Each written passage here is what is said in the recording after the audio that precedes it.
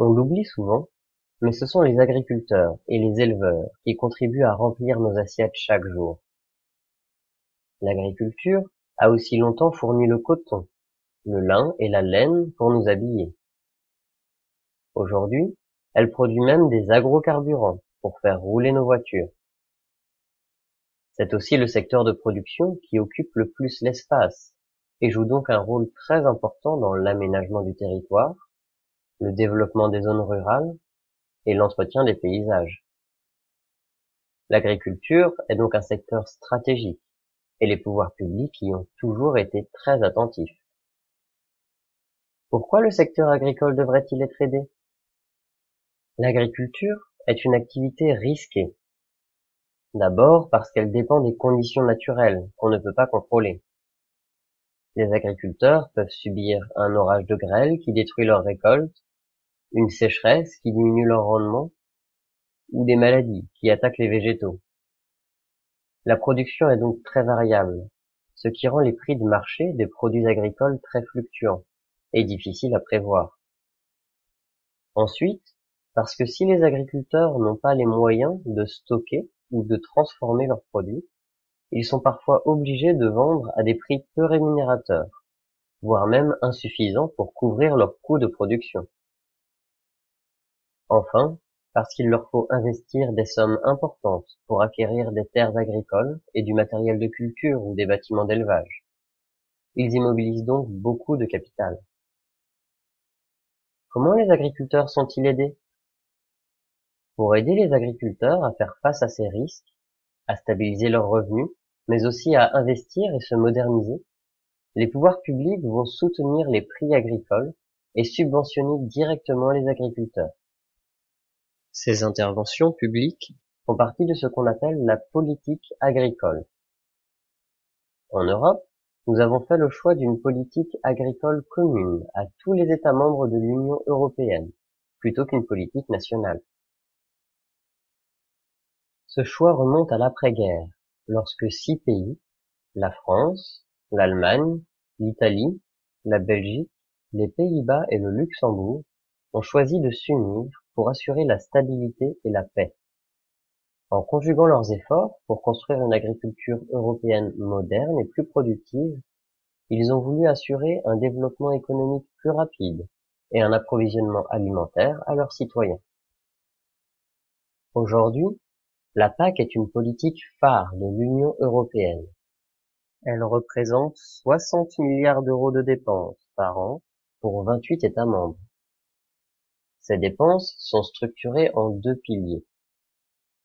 Le premier pilier, qui représente 75% du budget de la PAC, est dédié principalement à des subventions directement versées aux agriculteurs en fonction de leur surface agricole. Elles sont destinées à leur assurer un soutien aux revenus. Le calcul de ces subventions, appelé paiement direct, est assez complexe et est souvent perçu comme inéquitable, car certains agriculteurs, comme les céréaliers, reçoivent des aides beaucoup plus importantes que d'autres types de producteurs, comme les arboriculteurs ou les éleveurs de moutons ou de porcs. Le second pilier est dédié à des interventions en faveur du développement rural. Il cible donc les acteurs du monde rural, et en particulier les agriculteurs.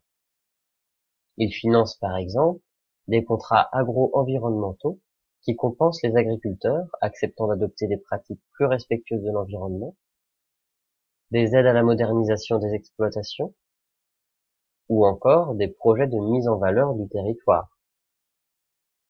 Concrètement, que touchent les agriculteurs? Les financements de la PAC font aujourd'hui partie intégrante de la gestion des exploitations. Monsieur Blétendre, par exemple, est céréaliculteur. Il vit dans un bassin céréalier en Eure-et-Loir et cultive 90 hectares de céréales qu'il livre à un groupe coopératif. Il touche presque 30 000 euros d'aide par an de la PAC. J'ai immobilisé dans mon exploitation un capital de 2 millions d'euros et je prends des risques chaque année, car je ne suis pas à l'abri d'une sécheresse sévère ou d'une chute des cours. J'ai besoin des aides de la PAC pour poursuivre.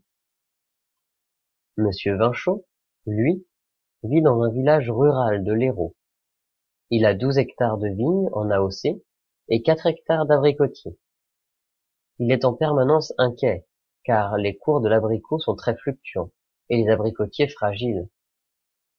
Il ne touche pas d'aide directe aux revenus de la PAC, même s'il a été subventionné pour des investissements dans son vignoble, et qu'il a bénéficié d'aide pour détruire ses abricots lorsque les prix étaient très bas.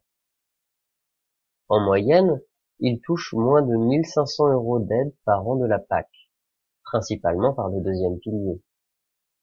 Les Espagnols me font une concurrence déloyale, car ils exploitent la main-d'œuvre immigrée et payent moins de charges que nous.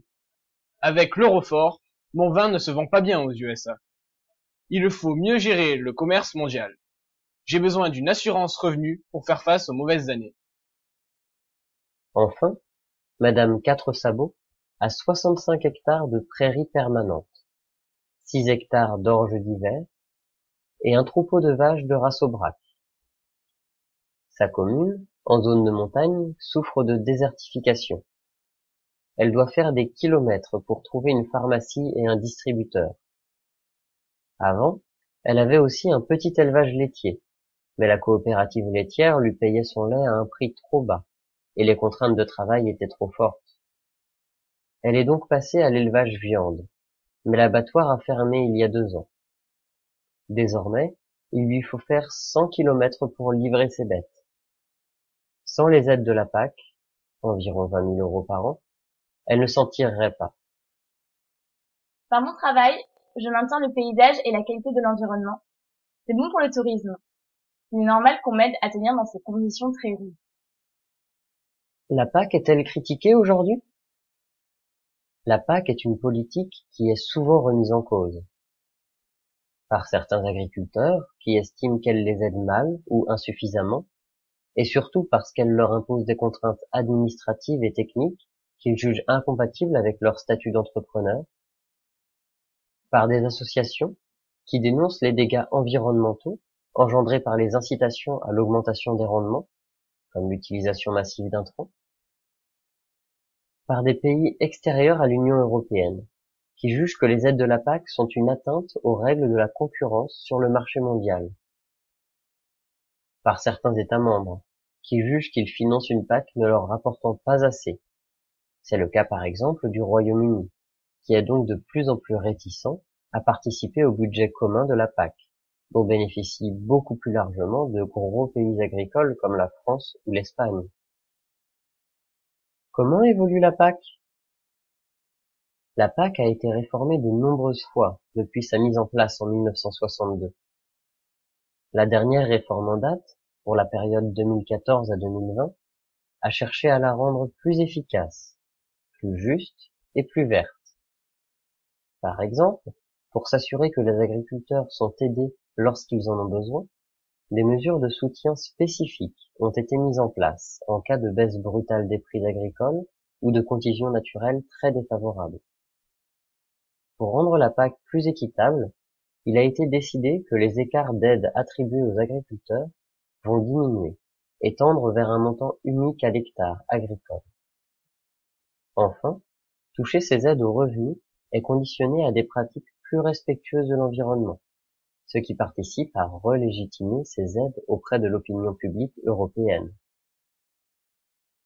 En résumé, la PAC est la politique agricole de l'Union européenne. La PAC, aujourd'hui, c'est moins de 50 centimes par jour et par citoyen européen.